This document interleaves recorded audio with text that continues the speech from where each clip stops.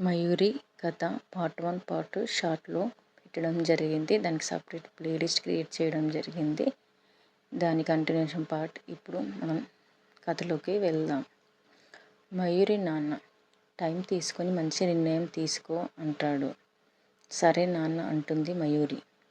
ఇంతలో మయూరి అమ్మ ఏమండి టీ అయ్యింది తాగుతారా అంటుంది. మయూరి నాన్న తీసుకురా తాగుతా అంటాడు.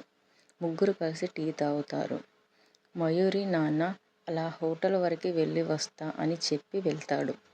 హోటల్కి వెళ్ళి కూర్చున్నాక అక్కడికి వచ్చిన ఊరి వాళ్ళు డిగ్రీ ఎగ్జామ్స్ అయిపోయాయిగా ఎప్పుడు పెళ్లి చేస్తారు అని అంటారు.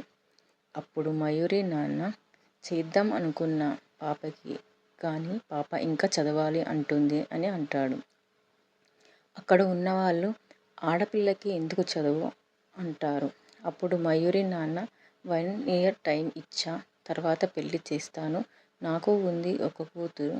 దాన్ని బాధ పెట్టడం ఇష్టం లేక సరే అన్నా అని అంటాడు. అక్కడ ఉన్నవాళ్ళు అలా అని పెళ్లి పాపకి చేయకుండా ఉంటారా అని అంటారు. అప్పుడు మయూరి నాన్న అలా ఏం కాదు చేస్తా. ఎప్పటికైనా నా పాప నాకు దూరం కావాల్సిందేగా అంటాడు.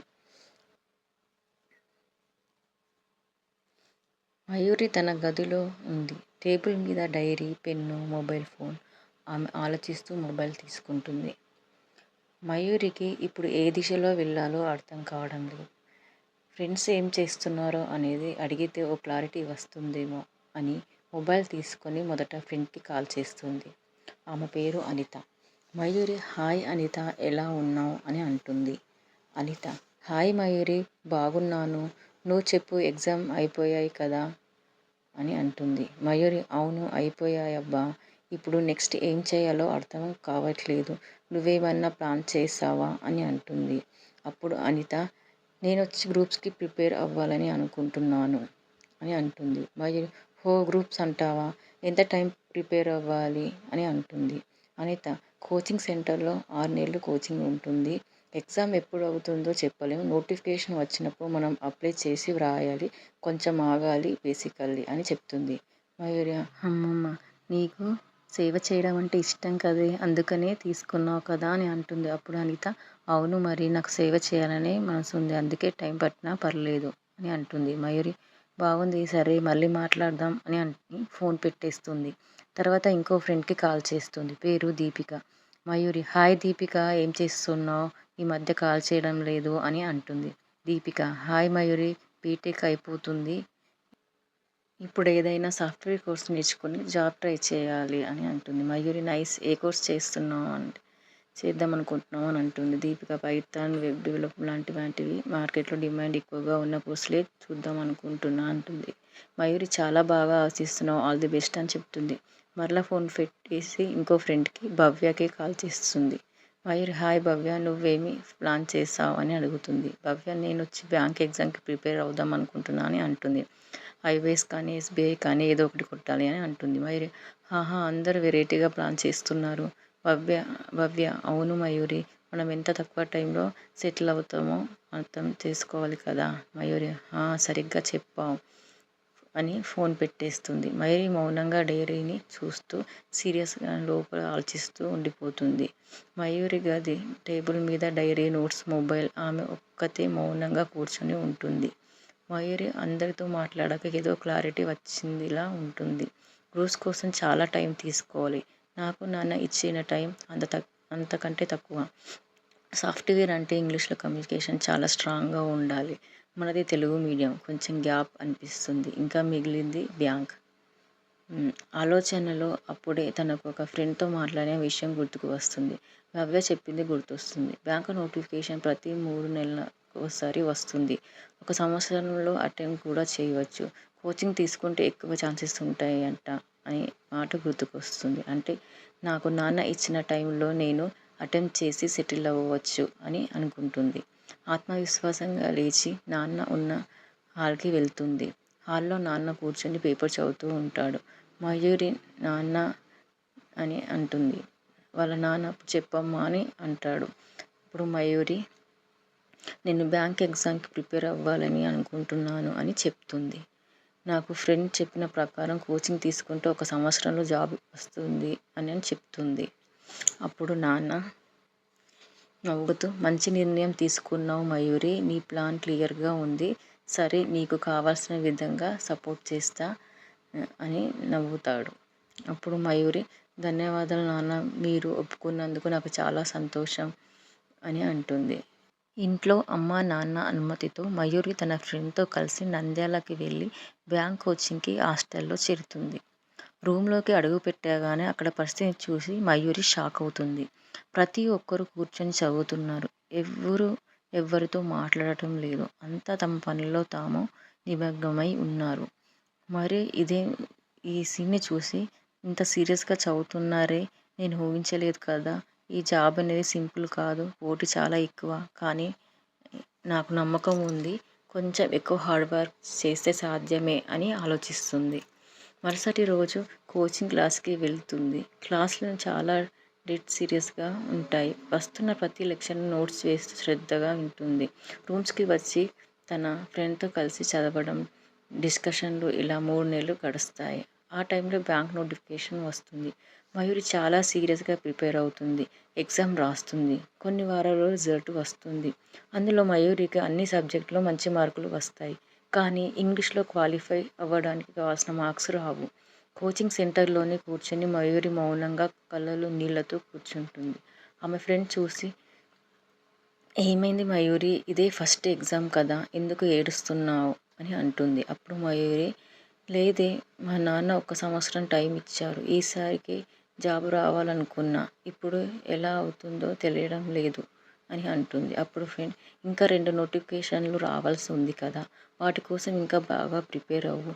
ఎస్పెషల్లీ ఇంగ్లీష్కి ఎక్కువ టైం స్పెండ్ చేయు అని చెప్తుంది. అప్పుడు మయూరి, నాకు ఆ సబ్జెక్టు ఎలా స్కోర్ చేయాలో అర్థం కావడం లేదు అని అంటుంది. అప్పుడు మయూరి ఫ్రెండ్, మా రిలేటివ్ కూడా ఇక్కడే కోచింగ్ తీసుకుంటున్నాడు. వాళ్ళు ఇంగ్లీష్ మీడియంలో చదువుతున్నాడు. తన హెల్ప్ మనం తీసుకుందాం అని అంటుంది.